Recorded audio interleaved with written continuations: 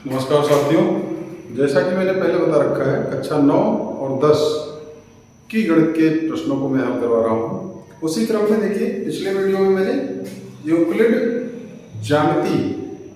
की ज्यामिति जो चैप्टर नंबर 5 है कक्षा 9 की, उससे संबंधित कुछ बेसिक चीजें बताई थी आपको। उसी क्रम में आगे बढ़ते हैं और मैंने 4 अवधारणाएं बता रखा था, उसमें से पांचवी उसके बाद आएगी। पांचवी अवधारणा वो क्या है?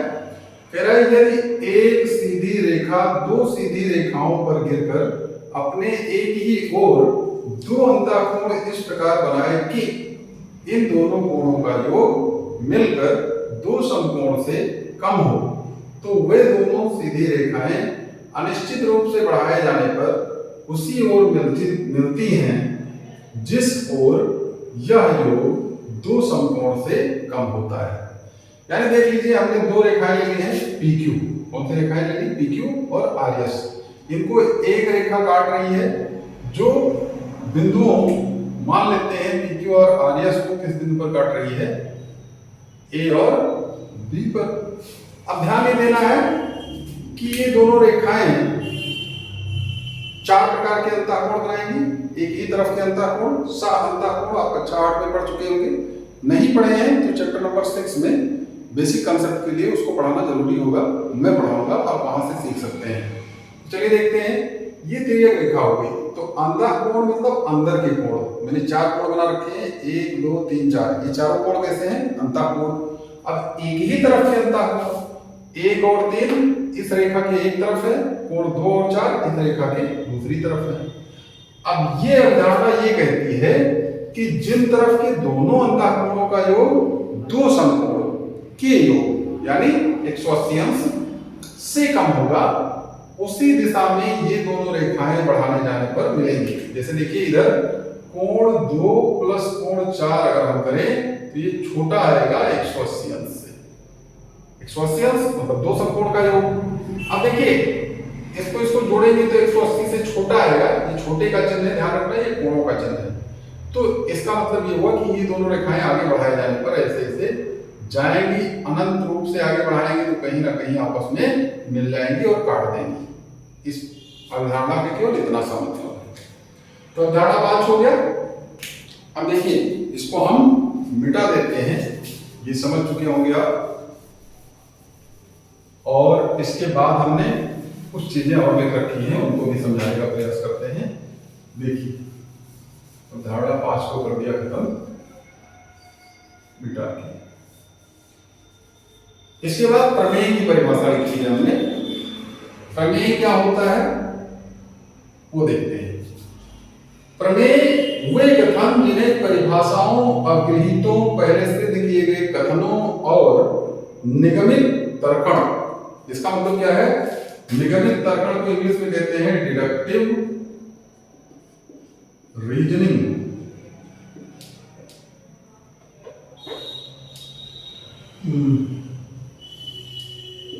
डिडक्टिव रीजनिंग द्वारा सिद्ध किया जाता है।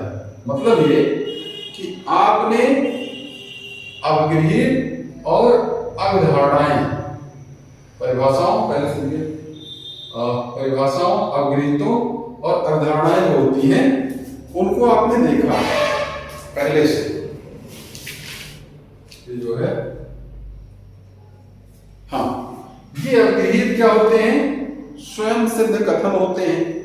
इसी प्रकार निगमित तर्कण एक तरह की रीजनिंग होती है, जिसको हम किसके? अवगृहीत और अवधारणाओं की मदद से सिद्ध करते हैं।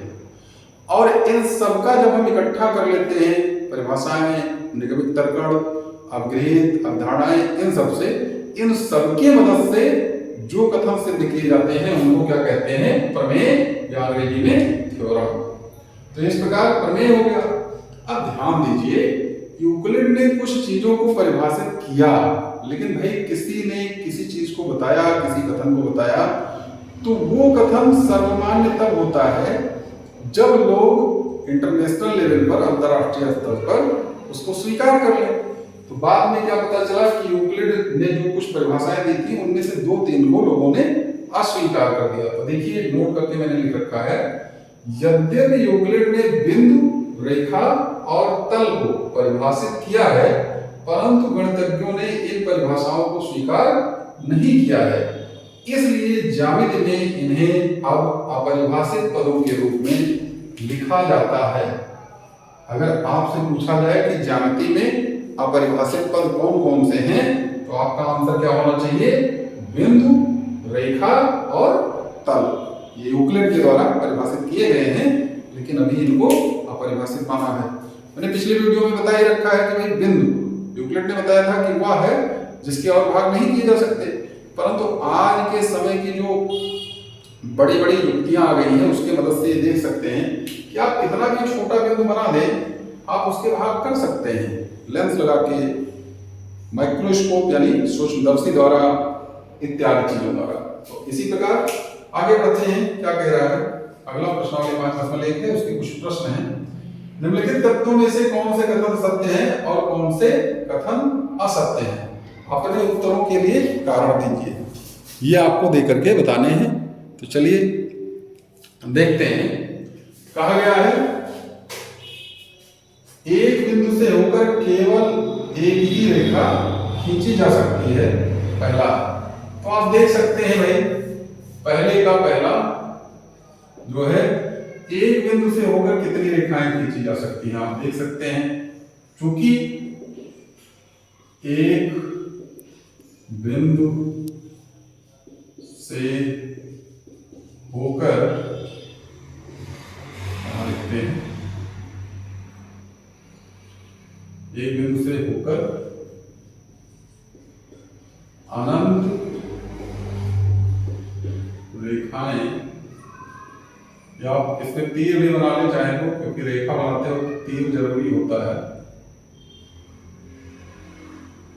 अंदर रेखाएं खींची जा सकती हैं, खींची जा सकती हैं, इसलिए क्या हो जाएगा? असत्य। आपका यह सत्य है। आगे कह रहा है दो भिन्न बिंदुओं से होकर जाने वाली असंख्य रेखाएं हैं। तो ये बात कैसा है, सत्य है या असत्य? तो देखिए पहले का जो दूसरा है ये तो सीधा सीधा असत्य है, क्योंकि जो आपकी अवधारणा थी एक, अभिधारणा आपकी कौन सी थी? अभिधारणा एक का विरोध करता है, अभिधारणा एक का विरोध करता है, असत्य है। ठीक है, क्योंकि अवधारणा एक का विरोध करता है। दूसरा के बाद तीसरा क्या है? कह रहा है एक शांत रेखा दोनों ओर अनिश्चित रूप से बढ़ाई जा सकती है, ये पूर्णतः आपका सत्य है, क्योंकि यूक्लिड की दूसरी अवधारणा है। सत्य यूक्लिड की दूसरी अवधारणा। अब आगे देखते हैं, इसके बाद चौथा है। चलिए इतना हम मिटा देते हैं, क्योंकि इतनी की जरूरत है नहीं, आप चाहें तो आंसर नोट कर सकते हैं।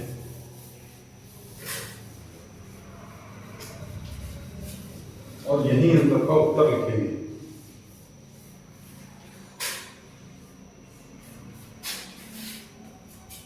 हाँ, अगला कह रहा है एक शांत रेखा दोनों ओर से बढ़ाई जा सकती है, तो वही है। दो वृत्त बराबर हैं तो उनकी त्रिज्याएं बराबर होती हैं। दो वृत्त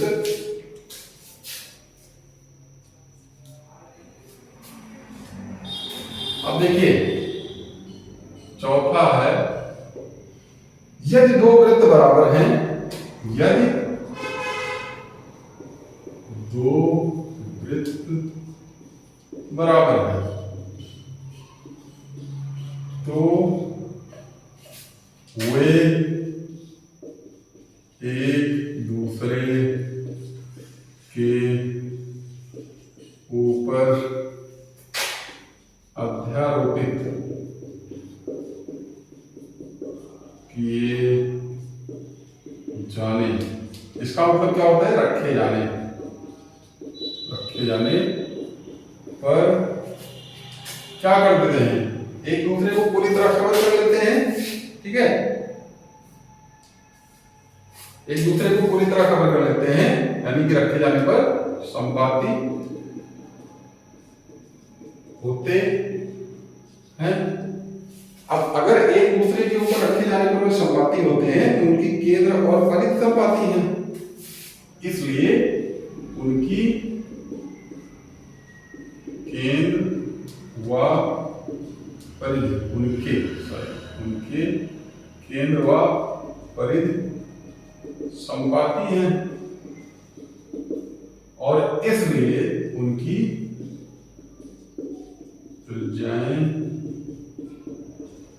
बराबर है ना, बराबर है, इसलिए कथन सत्य है। अब ये हो गया पांचवा। देखिए आकृति 5.9 में यदि ए बी बराबर पी क्यू और पी क्यू बराबर एक्स वाई तो ए बी बराबर एक्स वाई होगा, इसको हमें दिखाना है। तो आप देख सकते हैं आपको एक अवधारणा बताई गई थी कि वे जो पहला अवगृहित है कि वे वस्तुएं जो किसी अन्य वस्तु के बराबर हो स्वयं भी बराबर होती हैं। तो पांचवे का जो आंसर होगा ये तो सत्य हो जाएगा, और सत्य क्यों होगा, यूक्लिड के प्रथम अवगृहित थे, यूक्लिड के प्रथम अवगृहित।